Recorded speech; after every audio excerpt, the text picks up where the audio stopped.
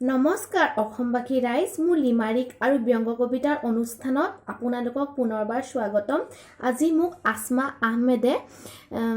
আত্মসন্মানৰ ওপৰত গাবলৈ কৈছে। আসমা আহমেদক মোৰ অন্তৰৰ পৰা কৃতজ্ঞতা জ্ঞাপন কৰিছোঁ ইমান এটা সুন্দৰ বিষয় আপুনি উপস্থাপন কৰাৰ বাবে।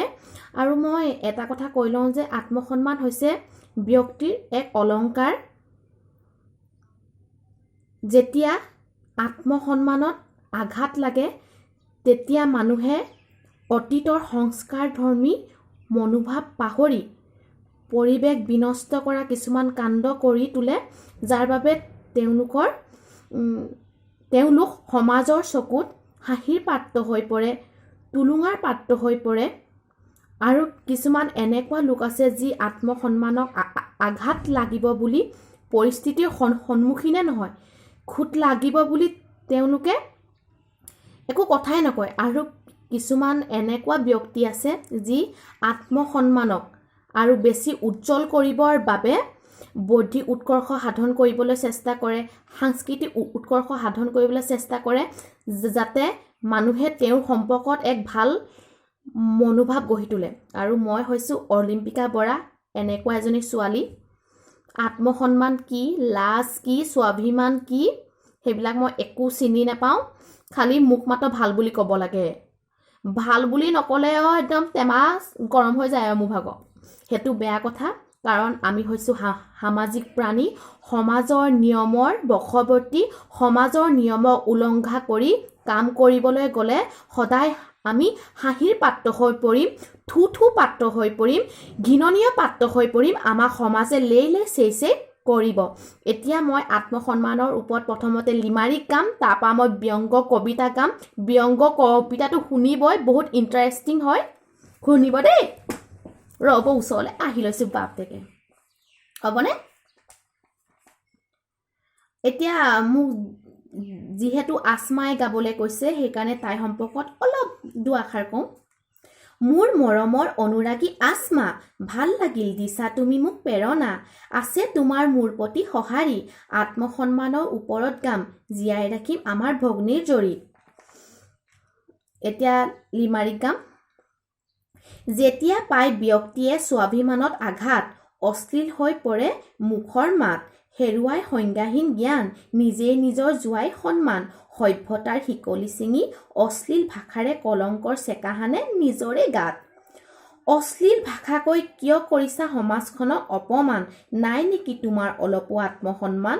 কথা কোৱাই ক'বই, সেইবুলি দুখ ধৰি থাকিলে নহ'ব, সাহসী হোৱা, পৰিস্থিতিক জিকিবলৈ চোৱা, তেতিয়াহে হ'ব পাৰিবা ভদ্ৰতাৰ প্ৰমাণ।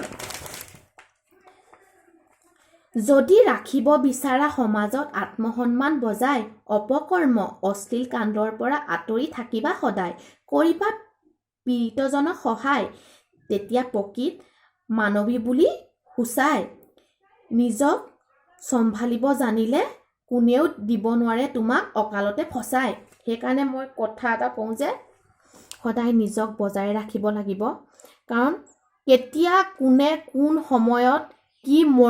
মনোভাৱ লৈ তোমাক আক্ৰমণ কৰিব ঠিক নাই। আৰু বন্ধুৰ পৰাতো সদায় বাচি থাকিবা, কাৰণ চব বন্ধু নহয় দে, কিছুমান বন্ধুৰ পৰা বাচি থাকিব লাগে। আৰু কিছুমান আমি গোপন ৰহস্য নিজৰ মাকক কোৱাই ভাল। মায়ে গালি পাৰিব, কিন্তু নিজৰ মাক কোৱাই বহুত ভাল। অন্ততঃ ছোৱালীজনীৰ সন্মানৰ কাৰণে তাইক একো নকয়, পিটিব, মাৰ খোৱাটো একো ডাঙৰ কথা নহয়, মাৰটোৱে ভাল। গালি খোৱাতকৈ মানে মানুহৰ কথা শুনাতকৈ মাৰ খোৱাটোৱে শ্ৰেয়। এতিয়া মই আত্মসন্মানৰ ওপৰত গাম। নিজৰ আত্মসন্মান, মইনো কেনেকুৱা স্বভাৱৰ, মোৰ আত্মসন্মান নাই দেই। মোৰ নাম অলিম্পিকা বৰা, মাত কথা একেবাৰে খৰা, মোক ইটিকিং কৰি পায় যদি কোনোবাই ৰং, তেতিয়া মোৰ মূৰত উঠে প্ৰচণ্ড খং, খাই পেলাম, বাই পেলাম, ধুই পেলাম, দৰকাৰ হ'লে তাক মাৰি জেললৈকে যাম, বেয়া হৈ পৰে মুখৰ মাত, নকৰিবি মোক স্বাভিমানত আঘাত, যদি নিদিয় মোক মৰম, অসভ্যালি কৰিমে নাই মোৰ অলপো চৰম। মোৰ স্বভাৱ কি ভাল কৰিবি শুনাই, মোক জন্ম দিচোন মোৰ নিজৰ মা দেউতাই পস্তাই, গাই গৰুৱে দিয়ে গাখীৰ, শিক্ষা গৰুৱে কৰে মোক সদায় ক্লাছৰ পৰা বাহিৰ, নৃত্য কৰাটো পাপ নি কথা ক'ব আহ জিতি মই হ'লো অডিয়েন্স ডান্সাৰ মোৰ তেজে তেজে ৰসৰ বাহাৰ ভাল নহয় মোৰ মতি গতি তহঁতৰো নহয় মই পৈতৃক সম্পত্তি জোৰ যাৰ মুলুক তাৰ মোৰ লগত ফেৰ মাৰিবলৈ সাহস আছে কাৰ তোমালোকৰ অটপালিত বেছিকৈহে নাচিম নাচ কেৰেপ নকৰোঁ আগৰ পৰাই মই বিন্দাস হয় মই এতিয়া মই এটা কাল্পনিক চৰিত্ৰ লৈছোঁ মানে চৰিত্ৰটোৰ নায়ক হৈছে ৰত্নেশ্বৰ তেখেতে বহুত অপমান পালে এটা সাধাৰণ কথাৰ বাবে তেওঁ কেতিয়াও হাৰ নামানিলে সেইটোৰ ওপৰত গাম এটা ব্যংগ কবিতা দেই বেছি হেৰি নকৰোঁ আজি ৰত্নেশ্বৰ আছিল সভ্য লোক আত্মসন্মানৰ কথা কৈ পালি থাকে সুখ ডেকা কালত পালে এজনী ছোৱালী ভাল প্ৰেমৰ প্ৰস্তাৱ দিবলৈ গৈ চপাই ল'লে কাল লগত গৈছিল ছোৱালীজনীৰ ককায়েক চালচিকা ভিকহু মোৰ ভণ্টিক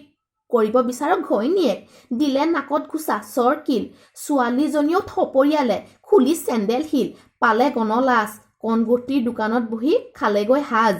চুলাই মদত নাছিল আগতে নিচা এতিয়া বদনামখিনি কেনেকৈ গাৰ পৰা গুচা কৰিব নোৱাৰিলে মদক হজম ছোৱালী ভাল নাপাওঁ বুলি খালে কচম তথাপি মানুহবোৰ জানো কম ভাল কৰ্ম কৰিলেও তাক দিয়ে দম ঐ তই ছোৱালীৰ চৰ খোৱা গোটেই দেহাটো মাইকী মূৰা পুৰুষৰ নামত কলংক তোৰ ক্ষেত্ৰত মিলাব নোৱাৰো দেই অংক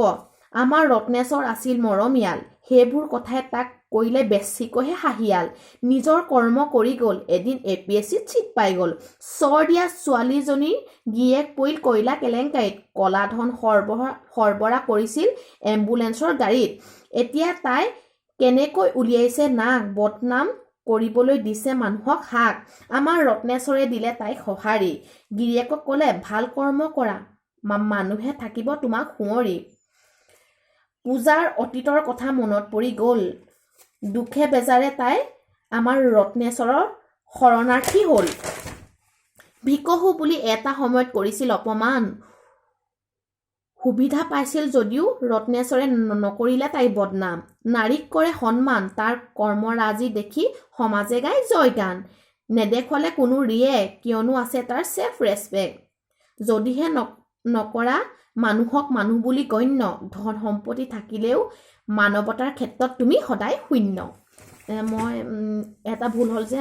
কালি মই গাম বুলি কৈছিলোঁ গোৱা নহ'ল কাৰণ কালি আমাৰ ইউনিভাৰ্চিটিত পুৰস্কাৰ বিতৰণ আছিলে আৰু মই 3টাত পাইছোঁ নহয় মই দেখুৱাম ৰ'ব আপোনালোকক এইবোৰ কিতাপ পাইছোঁ কিতাপ এইবোৰ লিমাইকত প্ৰথম তাৰপৰা আৰু এটা লিমাইকত ছেকেণ্ড হৈছোঁ তাৰপৰা ৰচনাত ছেকেণ্ড হৈছোঁ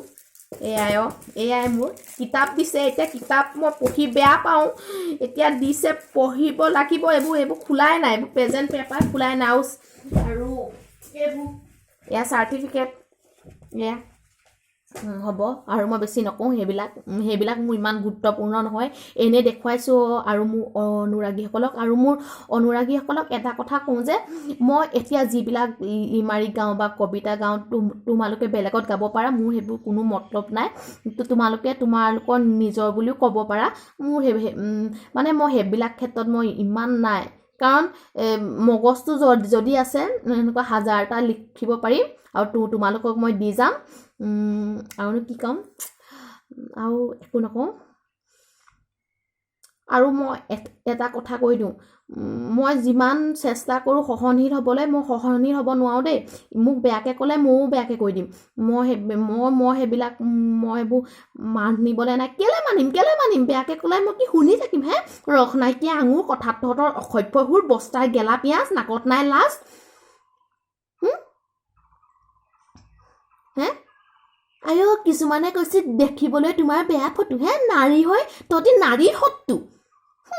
মই সেইবিলাক মানিবলৈ নাই দেই যদি মোক কোনোবাই বেয়াকৈ কয় যদি কোনোবাই মোক ল'ৰাই বেয়াকৈ বুলি কয় আৰু তাক মই বেয়া বুলিয়ে ক'ম বেয়াকৈ দিম আজিকালি মই বেয়াকৈ গালি পাওঁ নহয় তামাম বেয়াকৈ দি দিওঁ গালি কেলে শুনিম সিহঁতৰ কথা মই সেইবিলাক শুনিবলৈ নাই আৰু মই এতিয়া ফটো আমিবোৰ বাদ দিওঁ মই এটা কথাই কওঁ যদি মোৰ কেনেবাকৈ অনুষ্ঠানটো ভাল লাগিছে তেন্তে লাইক কৰিব কমেণ্ট কৰিব শ্বেয়াৰ কৰিব আৰু বেছিকৈ ভাল লাগিলে ছাবস্ক্ৰাইব কৰি দিব আৰু লগৰবিলাকক দেখুৱাব যে এজনী ছোৱালী আহিছে মাৰ্কেটলৈ মানে মগজটো মানে অকণমান ঢিলা আছে মানে অলপ চাবচোন বুলি দেই আৰু কি ক'ম আৰু যদি কেনেবাকৈ বেয়া লাগিছে ডিছলাইক মাৰি দিব এই ডিছলাইক মৰাকেইটা মোৰ সেইকেইটা আকৌ কলিজাকেইটা মোৰ বিৰোধী কলিজাকেইটা নহয় ডিছলাইক মাৰিলে কি হ'ব সিহঁতে মোৰ ভিউজ চাই আছে ন ভিউজ চাই আছে মোক পইচা বাঢ়িছে নহয় মই $6 পালোঁ আৰু মই এটা কথা দিছোঁ মানে মই যেতিয়া মানে মোৰ 10,000 হ'ব মানে কাৰণ মানুহে আদৰি লৈছে ন আৰু 10,000 হ'লে মই সেইদিনা লাইভ আহি মই মোৰ পইচাখিনি অনাথ আশ্ৰমত দিম আৰু সদায় দি যাম মই সেইটো নকওঁ কাৰণ সেইখিনি ৰাইজৰ পইচা ন আৰু ৰাইজৰ পইচা মই সদায় ভাল কামত খৰচ কৰিম আৰু মই লাইভ আহোঁতে মই অনাথ শিশুসকলক দেখুৱাম আপোনালোকক তেওঁলোকৰ সৈতে কথা পাতিব পাৰিব কাৰণ আপোনালোকে মোৰ দ্বাৰা তেওঁলোকক অনুদান আগবঢ়াইছে আৰু কিনো ক'ম ধন্যবাদ বাই বাই